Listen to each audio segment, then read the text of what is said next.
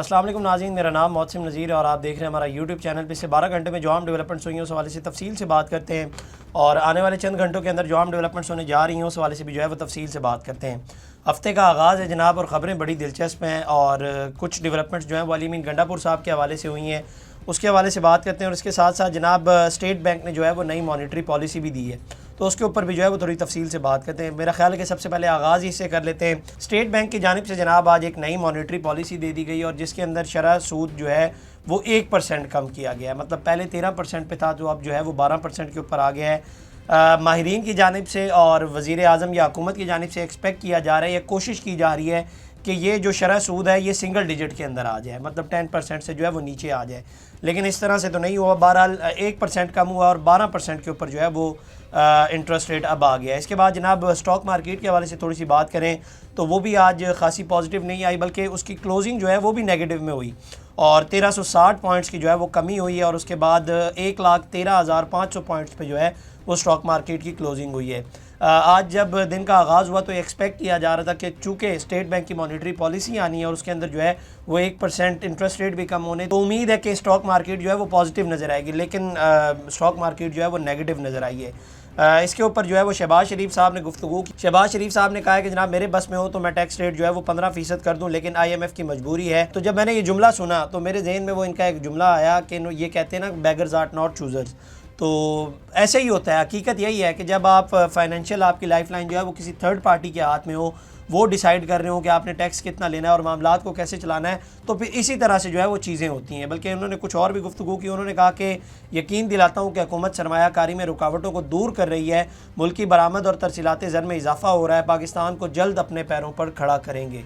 अब देखते हैं कितनी जल्दी पाकिस्तान अपने पैरों पर खड़ा होता है। हम तो दुआ करते हैं और उम्मीद है कि इंशाल्लाह जल्द जो है वो पाकिस्तान अपने पैरों पर खड़ा हो। लेकिन ये पिछले कई सालों से, चूँकि जब से ये थर्ड पार्टी के हाथ में आपकी फाइनेंशियल लाइफ लाइन गई ना, तब से मामलात जो हैं वो इस तरह के ही हो रहे हैं। लेकिन देखते हैं अब आगे चल के।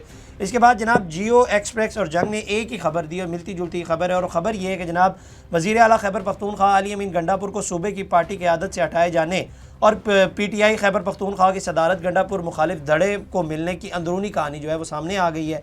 ज़राए के मुताबिक अली अमीन गंडापुर के ख़िलाफ़ माजी में मुतारिक हम ख्याल ग्रुप ने बानी PTI इमरान खान को शिकायत लगाई। ग्रुप में शामिल अफराद ने बानी PTI से जेल और मुकदमात में पेशी के दौरान शिकायत के अंबार लगाए और जिन्होंने लगाए उनके नाम भी सुन लें। उनके अंदर जनाब आतिफ खान, शकील खान, जुनैद अकबर और मिशाल यूसुफ जई शिकायत लगानों में शामिल हैं। शिकायत PTI में असर रसूख रखने वाली खातून भी वज़ीर आला के ख़िलाफ़ शिकायत लगाई है। इसके अलावा काजी अनवर एडवोकेट और दीगर वकला भी शिकायत लगाने वालों में शामिल है। ज़राए का कहना है कि मुखालिफ धड़े ने बानी PTI को सूबे में बैड गवर्नेंस और करप्शन से आगाह किया था। तो इसके ऊपर जो है वो पाकिस्तान तहरीक इंसाफ के सेक्रेटरी इत्तलात शेख वकास अकरम ने भी गुफ्तगू की। उन्होंने कहा कि जनाब PTI में कोई धड़ेबंदी नहीं है, अली अमीन गंडापुर ने बानी PTI का फ़ैसला कबूल किया है।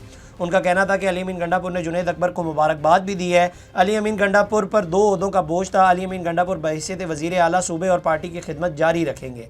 दूसरी जानिब सूबाई सदर इंसाफ लाइन्स फोरम्स काजी अनवर एडवोकेट, जिनके बारे में अभी जिक्र कर रहे थे, उन्होंने बयान में कहा है कि जनाब बानी PTI को सिर्फ इतना कहा था कि एहतसाब का कोई तरीक़ाकार होना चाहिए। मेरे कहने पर एहतसाब कमेटी कायम की गई थी। उनका कहना था कि PTI को वज़ीर आला के ख़िलाफ़ कोई शिकायत नहीं की थी। एहतसाब कमेटी PTI पर लोगों के एतमाद को बरकरार रखने के लिए बनाई। वज़ीर आला के ख़िलाफ़ इंसाफ लाइव फोरम्स के वकला ने शिकायत नहीं की। काजी अनवर एडवोकेट ने कहा कि ILF के अलावा दीगर वकला भी मौजूद हैं। ILF का वज़ीर आला पर एतमाद है, हमने किसी के ख़िलाफ़ शिकायत नहीं। जुनैद अकबर को मुबारकबाद के लिए कॉल की थी। तो ये जो है वो यहाँ से ख़बर आई है। इसके बाद जो है वो जुनैद अकबर साहब जो पब्लिक अकाउंट्स कमेटी के चेयरमैन बने हैं, वो कल एक प्रोग्राम के अंदर मौजूद थे। उन्होंने वहाँ पर कहा है कि जनाब इमरान खान मुतमईन होंगे तो गंडापुर वज़ीर आला रहेंगे। 8 फरवरी के बाद देखेंगे कि पार्टी सेटअप तब्दील करना है या नहीं। 6 लोग इमरान खान से जेल में मिलने जाते थे, 5 की मुलाकात हो जाती थी, 1 की नहीं होती थी। जेल इंतज़ामिया से गिला नहीं, सबको पता है कि कौन मिलने नहीं देता था। हुकूमत का रवैया ना बदला तो दोबारा एहतजाज करेंगे। अब इस बात का क्या मतलब है? अब ज़ाहिर बात है, और वैसे भी ये हकीकत ही कह रहे हैं जो ये बातें कर रहे हैं कि जो लोग मिलने जाते थे और जिसको मिलने नहीं दिया जाता था। इसके बाद जनाब अब जब तक हम ये वीडियो रिकॉर्ड कर रहे हैं तब तक ये खबर आई कि जनाब अली अमीन गंडापुर साहब जो हैं وہ عمران خان صاحب سے جیل میں ملاقات کے لیے گئے ہوئے ہیں۔ اس سے پہلے ان کو اجازت نہیں مل رہی تھی، لیکن اب جب سے ان کو خیبر پختونخوا کے صدارت سے ہٹایا گیا ہے اس کے بعد یہ ان کی جو ہے وہ پہلی ملاقات ہے عمران خان صاحب سے۔ اب دیکھتے ہیں اس کے اندر کیا ڈیولپمنٹس ہوتی ہیں۔ اس کے علاوہ جناب پی ٹی آئی کی جانب سے جو ہے وہ عمران خان کی ہدایت کے اوپر ایک بین الاقوامی رابطہ کار کمیٹی جو ہے وہ تشکیل دے دی گئی ہے، اور اس میں سابق سیکرٹری اطلاعات پاکستان تحریک انصاف رؤوف حسن صاحب ان کی صدارت کریں گے، اور یہ جو کمیٹی بنائی گئی ہے اور اس میں سلمان اکرم راجہ، ولید اقبال، سجاد برقی، خدیجہ شاہ، علی اصغر خان کو بھی جو ہے وہ شامل کیا گیا ہے۔ لیکن انٹرسٹنگ بات جو ہے وہ اس کے اندر ایک دو نام بڑے مسنگ ہیں، اور وہ نام ہے شہباز گل اور زلفی بخاری کا، کیونکہ وہ لوگ ہیں جو وہاں پر بڑے متحرک نظر آ رہے ہیں، لیکن ان کو جو ہے وہ اس کمیٹی کے اندر شامل نہیں کیا گیا۔ اس کے بعد جناب ایک بڑی انٹرسٹنگ پوڈ کاسٹ ہے، منصور علی خان صاحب نے اپنے پروگرام کے اندر ایک اپنے پیج کے اوپر پوڈ کاسٹ کی ہے طیبہ راجہ کے ساتھ، اور اس پوڈ کاسٹ کے اندر طیبہ راجہ جو ہے وہ ان کا ایک کلپ سوشل میڈیا کے اوپر بہت زیادہ وائرل ہو رہا ہے۔ بیسیکلی وہاں پر وہ جو ہے وہ اداروں کے حوالے سے بات کر رہی ہیں، اور وہ کہہ رہی ہیں کہ جناب جو بھی آتا ہے ان کی چھتر و چھایا میں ہی آتا ہے، تو اس کے اوپر جو ہے وہ پی ٹی آئی والے بڑے تنقید کر رہے ہیں۔ بلکہ قاسم خان سوری صاحب نے پہلے ٹویٹ کیا، میں آپ کو سارے بیانات بتا دیتا ہوں، اس کے بعد تھوڑا سا میں آپ کو بتاتا ہوں کہ حقیقت کیا ہے۔ انہوں نے کہا کہ جناب 1996 سے عمران خان کے ساتھ ہوں، گواہ ہوں کہ کپتان نے ساری زندگی انصاف اور قانون کی حکمرانی کے لیے جدوجہد کی ہے۔ کندھوں کی ضرورت انہیں ہوتی ہے جو سیاست میں لوٹ مار کے لیے آتے ہیں، عوام کی خدمت کے لیے نہیں۔ فوجی ٹاؤٹوں کے پروگرام میں جانے کی ضرورت ہی کیا ہے۔ اب یہ جملے، آپ جملوں کو غور سے سنیے گا۔ اس کے بعد جو ہے وہ طیبہ راجہ صاحبہ نے ان کے اوپر جو ہے وہ اس کا جواب دیا۔ انہوں نے کہا کہ جناب السلام علیکم قاسم بھائی، میں عمران خان کی ایک ووٹر سپورٹر ہوں اور ان سے وفادار بھی۔ مجھے اپنی سچائی اللہ کے علاوہ کسی کو ثابت کرنے کی ضرورت نہیں، مگر کیونکہ بات کو غلط طرف لے لیا گیا ہے تو میں وضاحت دے کر دل آزادی کی معافی مانگ لیتی ہوں۔ میرے کہنے کا ایسا کوئی مطلب نہیں جیسا دل برا کیا جا رہا ہے۔ میرے لفظوں کا چناؤ غلط ہو سکتا ہے، جس کے لیے میں کھلے دل سے اور نیک نیتی سے معافی چاہتی ہوں ہر اس انسان سے جس کی دل آزادی ہوئی، مگر میری عمران خان صاحب سے وفاداری پر شک کیا جائے یہ میرے ساتھ زیادتی ہوگی۔ میں کوئی سیاسی تربیت یافتہ انسان نہیں، مگر آپ سے ہی درخواست ہے کہ میں آپ سب کی ہی بیٹی بہن ہوں۔ یوں ایک چیز کو لے کر مجھے ایسے اٹیک نہ کریں جیسے میں کوئی دشمن ہوں یا پھر کوئی فرشتہ جو غلطی نہیں کر سکتا۔ آپ سب کے سامنے ہوں، جب سے ہوں اور جیسے ہوں۔ آپ سب کی دل آزاری ہوئی ان الفاظ سے تو اس کے لیے سب سے معذرت۔ اس کے اوپر جو ہے وہ قاسم خان سوری صاحب نے پھر ایک ٹویٹ کیا۔ انہوں نے کہا کہ جناب حالت جنگ میں بہت خیال رکھتے ہیں کہ کہیں آپ استعمال نہ ہو جائیں۔ لیڈر قید میں ہے، لیڈرشپ جیلوں میں، جلا وطن یا انڈر گراؤنڈ ہے، ایسے لوگوں کے پروگرام پلانٹڈ ہوتے ہیں اور یہ آپ کے منہ میں الفاظ ڈالتے ہیں۔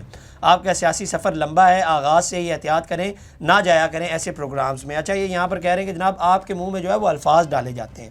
اس کے بعد طیبہ راجہ نے پھر ایک ٹویٹ کیا۔ انہوں نے کہا کہ جناب مجھ سے پہلے عالیہ حمزہ اور مہربانو قریشی بھی گئیں منصور کے پوڈ کاسٹ پر، خیر جانا ہی غلط ہے، آپ ٹھیک کہہ رہے ہیں۔ تو یہ جو ہے وہ انہوں نے ٹویٹ کر دیا۔ اچھا، آپ اب ان تمام تر چیزوں سے جو ہے وہ پارٹی کے کلچر کو انڈرسٹینڈ کریں کہ پہلی تو یہ بات کہ ان کی جو یہ کہا جا رہا ہے کہ جناب آپ کا سیاسی جو ہے وہ کریئر ابھی شروع ہوا ہے، آپ چھوٹی ہیں، وہ چھوٹی تو ہے نہیں، 34 سال ان کی عمر ہے۔ اور دوسرا، وہ جو سب کچھ کہہ رہی ہیں وہ حقیقت ہے، اب ظاہری بات ہے وہ حقیقت ہے، اب آپ اس کو مانیں یا نہ مانیں یہ ایک اور چیز ہے۔ اور اس کے اوپر ڈیبیٹ کون کر رہا ہے؟ قاسم خان سوری جو بیٹھ کر بتا رہا ہے کہ جناب آئین اور قانون کیا ہے، وہ بندہ جس نے جو ہے وہ عدم اعتماد، اب یہ لفظ جو ہے وہ غور سے سنیے گا، جس نے عدم اعتماد جو ہے وہ اس بنیاد کے اوپر پھاڑ دی کہ یہ جو ہے وہ امریکی سازش ہے، اور آج جو ہے وہ یہ کہاں پر بیٹھے ہوئے ہیں؟ امریکہ کے اندر ہی بیٹھے ہوئے، اور آج تک ان کے اندر جو ہے وہ اتنی جرت نہیں ہوئی کہ وہاں پر جا کر جو ہے وہ احتجاج کریں یا وہاں پر جا کر جو ہے وہ ان کو بولیں کہ آپ لوگوں نے جو ہے وہ ہماری حکومت گرائی، اتنی ان سے جرت تو جو ہے وہ ہوئی نہیں ہے۔ لیکن یہ بندہ جو ہے وہ کمنٹ کر رہا ہے کہ جناب آپ کا سیاسی کریئر اب شروع ہوا ہے اور آئین اور قانون کی باتیں کر رہا ہے۔ اور اس کے بعد یہ جو کانسیپٹ یہ آ رہا ہے کہ جناب اس کے پروگرام میں جانا ہے، اس کے پروگرام میں نہیں جانا، اس کا کیا مقصد ہے؟ مطلب صرف اس لیے کہ وہ آپ سے سوال کرتے ہیں اس لیے ان کے پروگرام میں نہیں جانا، یا وہ حقیقت بتاتے ہیں، آپ کو حقیقت سے آشنا کراتے ہیں، صرف اس لیے ان کے پروگرامز کے اندر نہیں جانا؟ اور دوسرا، یہ نون لیگ والوں کو بھی بڑی تکلیف ہو رہی تھی جب یہ پوڈ کاسٹ ہو رہی تھی۔ اس پوڈ کاسٹ سے پہلے منصور علی خان صاحب کا ایک ولاگ آیا تھا، اس کے اندر انہوں نے کہا تھا کہ جناب نون لیگ والوں کو بڑی تکلیف ہو رہی ہے کہ ہم نے جو ہے وہ طیبہ راجہ کو اپنی پوڈ کاسٹ کے اندر کیوں بلایا، یا ان کی جانب سے یہ کہا جا رہا ہے کہ جناب ان کو کیوں بلایا جا رہا ہے۔ تو آپ وہی نون لیگ والے جو ہے وہ اس کلپ کو شیئر کر رہے ہیں بار بار اور دکھا رہے ہیں لوگوں کو، مطلب ان کو انٹرویو سے پہلے تکلیف تھی اور پی ٹی آئی والوں کو جو ہے وہ انٹرویو کے بعد تکلیف ہو گئی۔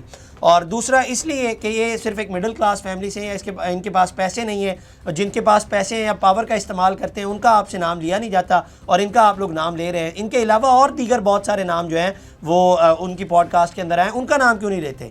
بلکہ آپ کے سیکرٹری اطلاعات سلمان اکرم راجہ صاحب آئے، ان کا نام کیوں نہیں لیا جاتا آپ سے؟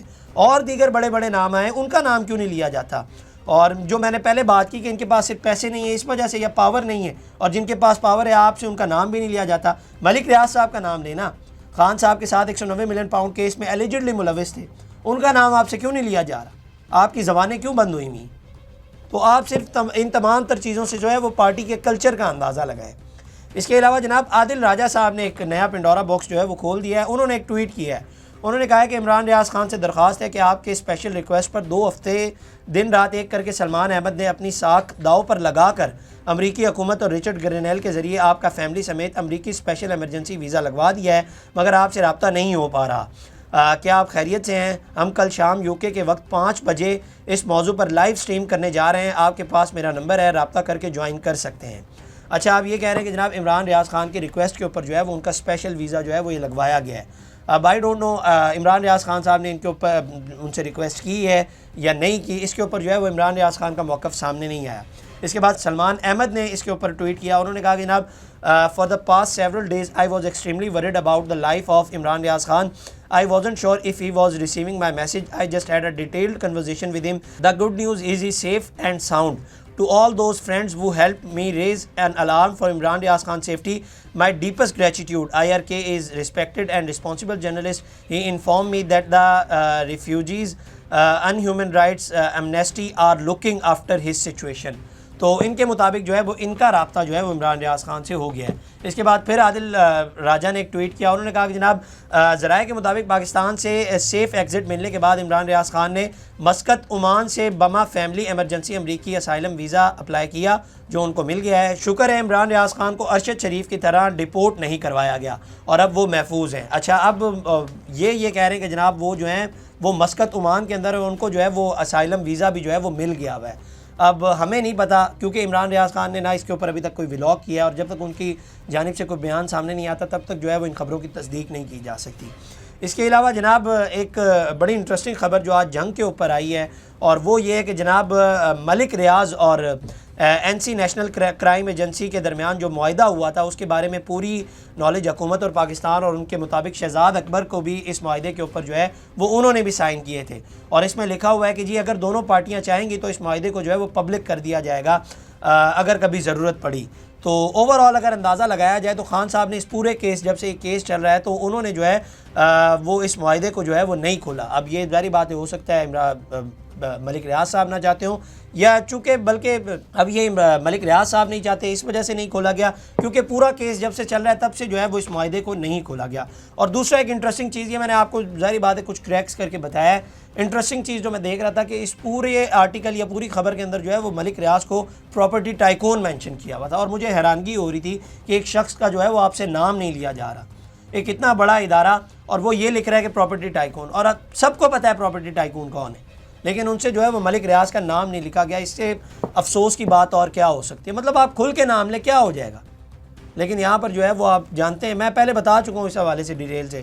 اس کے علاوہ جناب سپریم کورٹ سے ایک خبر آئی ہے، اور وہ یہ کہ جناب ایڈیشنل رجسٹرار جوڈیشل نذر عباس کے خلاف جو توہین عدالت کا کیس تھا اس کا محفوظ فیصلہ سنا دیا گیا ہے.